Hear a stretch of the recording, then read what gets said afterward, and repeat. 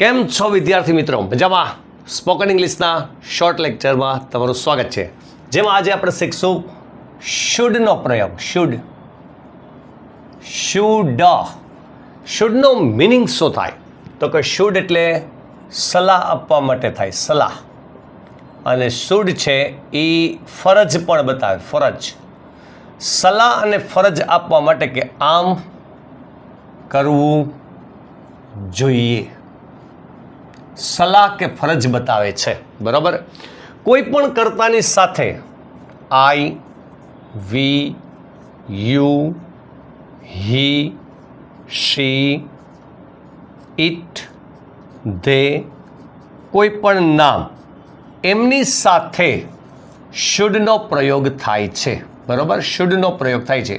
અને શુડ પછી verb one આવે છે, મૂળ રૂપ આવે છે. જો મારે તમને કહેવું હોય તો હું એમ કહી શકું કે ભાઈ યુ શુડ રીડ ડેઈલી.